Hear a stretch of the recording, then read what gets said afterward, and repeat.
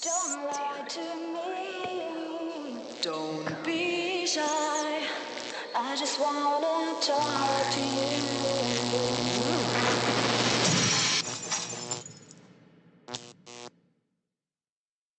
Hello again. I understand you're going to ask me some questions about working for the BBC. Could be interesting. I hope you enjoy. Fire away your questions. First name, My name is John. surname, Is King. occupation, I was a professional sportsman for quite some years. Then, as with most things in my life, sheerly by accident, I fell into the world of TV and radio. I just wanna talk to you.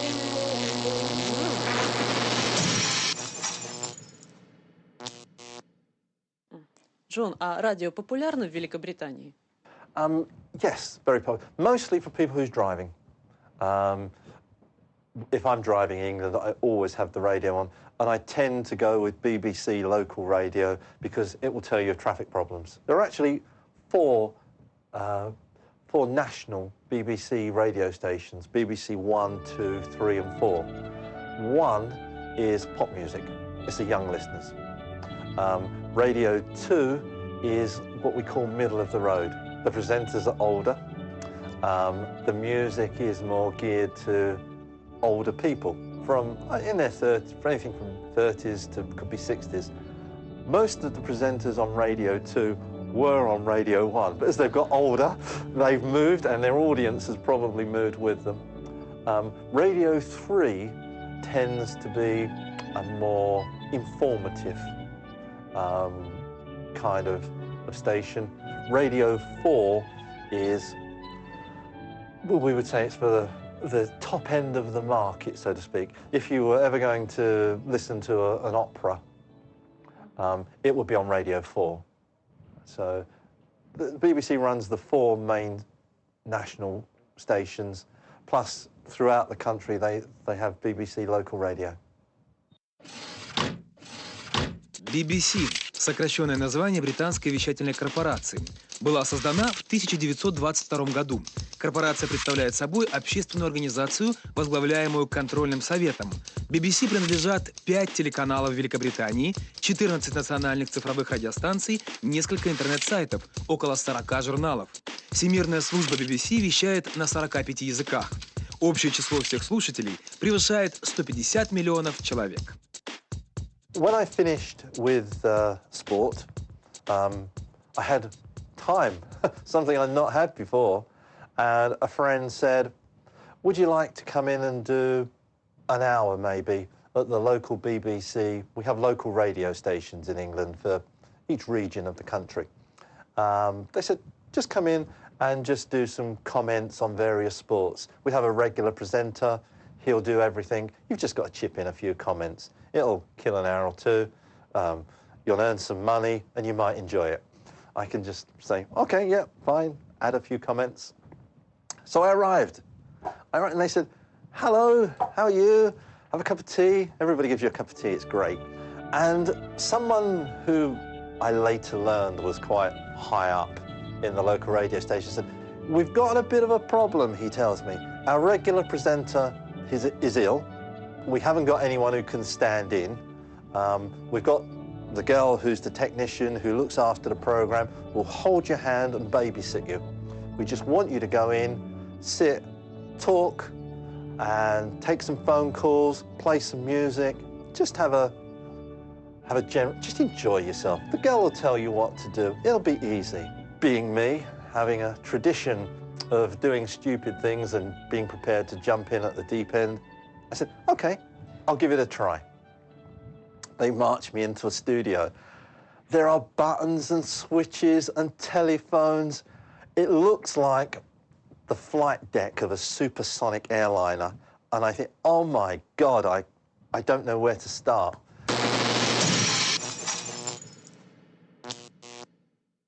But I was very fortunate. There was a charming young girl who came in, sat beside me, put my headphones on, put the microphone in front of me and just said, be comfortable and talk. I will point at you, when you have to talk. And I thought, okay, I'll just talk. Hang on, what would you like me to talk about? She said, it's a chat show. It's a Saturday chat show. You can talk about anything that comes into your mind. And then people will telephone in, we'll have a little talk with them, we'll play some music. I thought, okay, this is easy. I filled in for a 2-hour show. I think I must have lost a couple of kilos, which is 3 or 4 pounds in weight during those couple of hours, but I survived. I survived. I think the subject I chose to talk about was line dancing. They play some like country music, or it can be modern music, and people dance, but they dance in lines. Everybody does the same steps, forwards, backwards, sideways. To me, it looks very strange and very comical.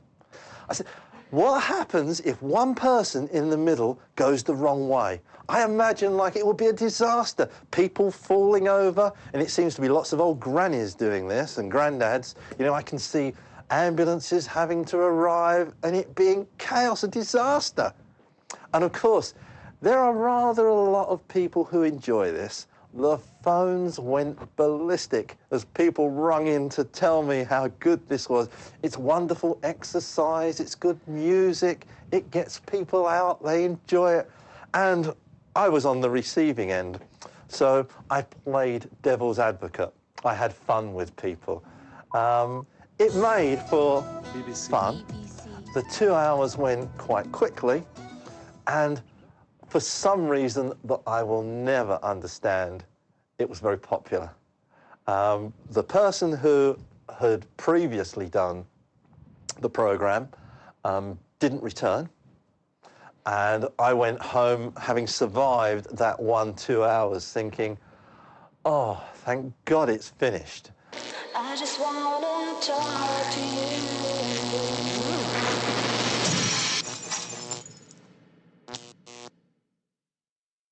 And they offered me to do it on a regular basis, which was very different from me going in just to do a few little sports commentaries based on the fact that I've been a sportsman for some years. And for 3 years, I would go in every Saturday and I would do this.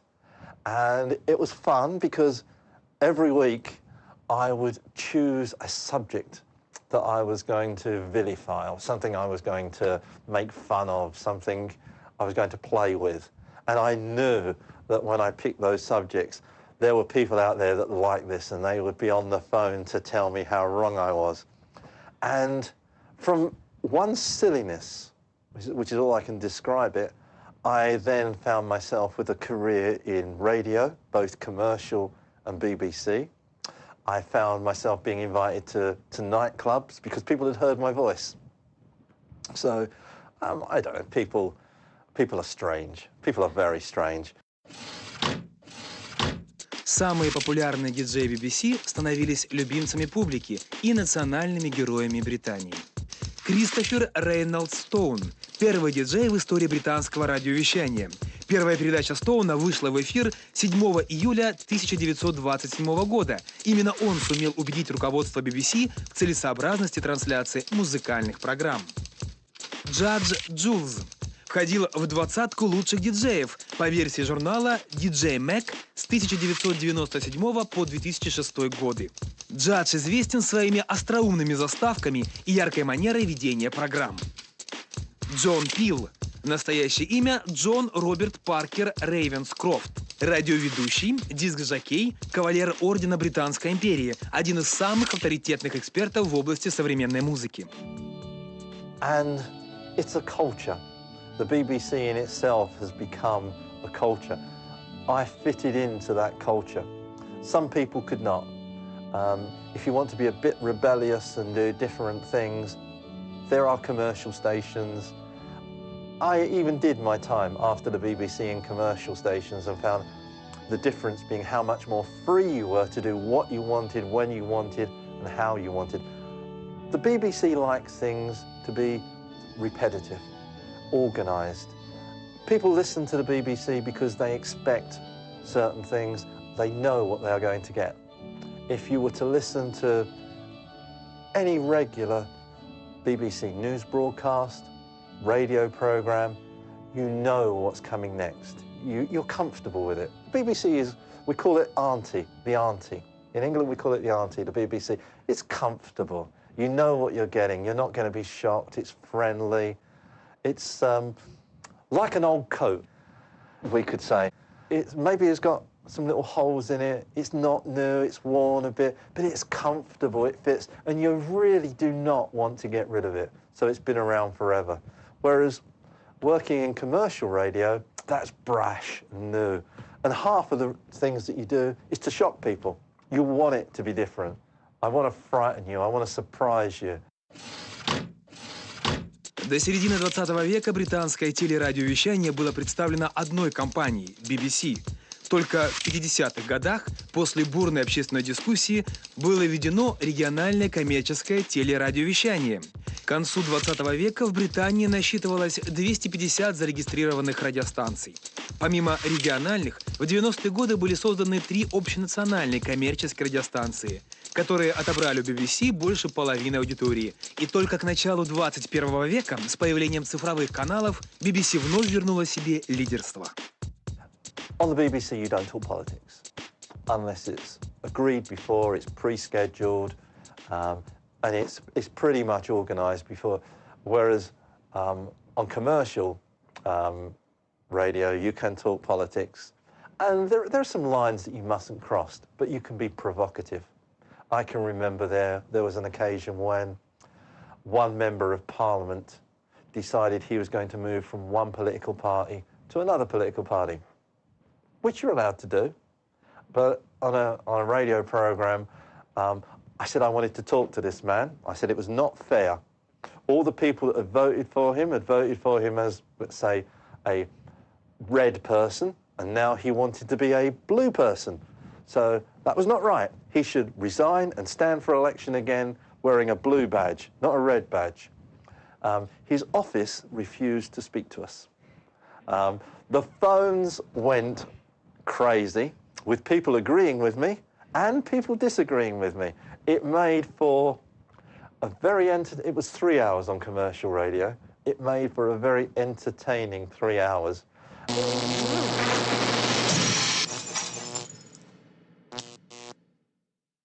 Джон, а вам приходилось принимать участие в каких-нибудь телевизионных проектах? Only when, again, I always thought of myself as the spare part man at the BBC. If someone doesn't arrive, if something doesn't happen, if they need a hole filled, you know, grab John. He'll do it. It doesn't seem to matter what it was. You know, if a pig farmer somewhere in the middle of nowhere, we need a report on a pig farmer, send John out in some big boots. He'll go and stand in the middle of a pig farm with animals wandering around him. He'll do it. So, yes, there were times when I got to test my TV face. Sadly, someone once said to me I had a great face for radio. Not sure what that means. I'm still trying to decide the answer to that. The secret of the BBC is it's never been government controlled. It's had its own independent editorial policy. It doesn't matter if it's been local radio in England. It doesn't matter if it's been broadcasting to what was the Soviet Union, even to communist China. There is an independent editorial. The idea is we tell the truth. You might not like the truth, but we will tell the truth. You may not believe the truth, but we will give